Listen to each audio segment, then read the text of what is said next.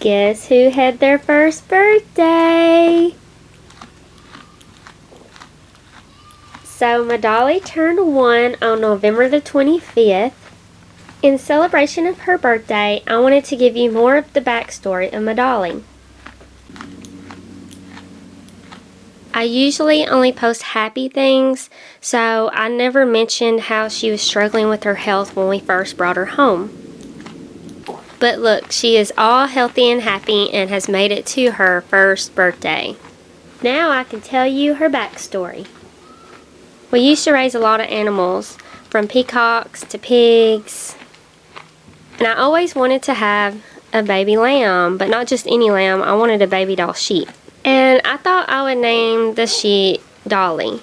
But when I started thinking about how much I love the names that added M-A to it, like Michaela, Mackenzie, I was like, that would be so cute. Put MaDolly together.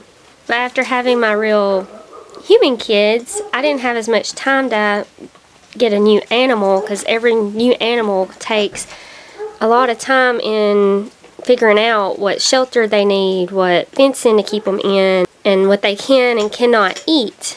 So we ended up finding new homes for most of the animals, and we kept dogs and goats. And we kept my daughter's very first goat, Moona Ruth. And she had Booney.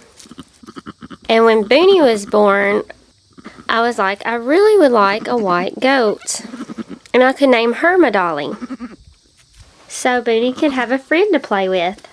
So my birthday and Christmas was coming, and I told my husband I wanted a white goat for my birthday and Christmas. So the search was on. I would look through all the goat groups. I would check Craigslist all the time.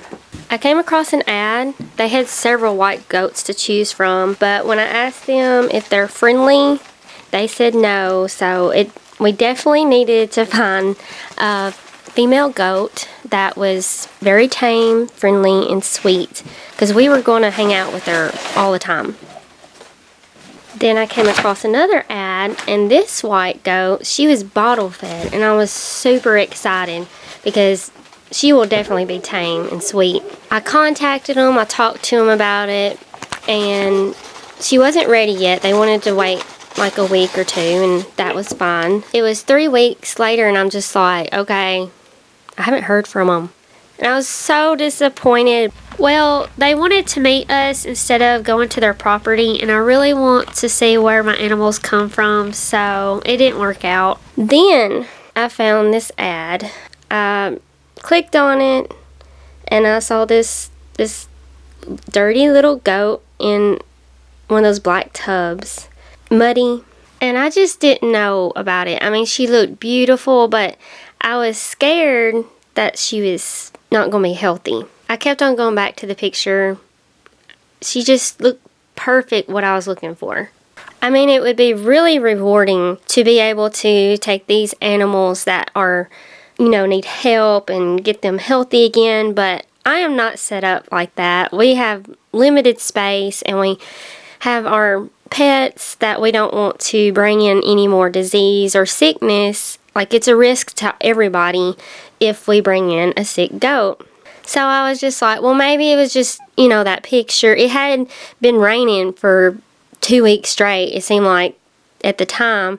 So everybody was probably a bit muddy. So I contacted the people, and I asked them if she was healthy, because we're going to be driving quite a long distance with some children, and I didn't want her to have diarrhea or anything in the car.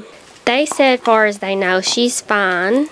I'm not too sure if I ever talked to the real owner. I mean, the owner might have been sick, and someone else was helping them with the animals and was taking care of them and talking to people about selling them. So they may not have known the condition of her. When we went to go pick up MaDolly, it was dark, and she was already in a horse trailer. They had already caught her. So I never got to see exactly where she was and where she was living. When we got home and got her out, that's when I found out that she wasn't healthy. She had a cough, and she had runny eyes and nose. She had an upset tummy. She did have diarrhea, and she had hair loss on her ears. They were really irritated. Right before a photo shoot or videotaping, I would wipe off her eyes and her nose like this. After 12 years of raising goats, she seems like she is the most attached of these black buckets than any of them. It's like her security blanket or something. I asked them if she was friendly, and they said that someone would go out there and catch her and pet her. I was like, okay, I guess it sounds like they go out there daily and mess with her. So when we brought her home, she'd be all calm and sweet and friendly, but if she thought we were coming toward her to pick her up, she thought we were going to do a game of chase, and that would make her panic. It took some time, but we had to bend down and show her some treats, and she would come to us instead of us going to her. That way she wouldn't panic. Then she loved for us to come and pick her up and come toward her. She wasn't scared of us anymore. She knew it was going to be a treat and a reward for us to come toward her instead of a game of chase. We gave a lot of stuff to MaDolly to help her get better. We gave her a shot of penicillin for 5 days. We also put a drop of Healthy Coat on her goat feed. Also a scoop of probiotics. We gave her minerals and vitamins. We found out that she can't have a lot of something to eat. She can't have a lot of goat feed. We can't even leave her unsupervised with a mineral block, because she'll just sit there and keep on licking it and eating it, and it will upset her stomach.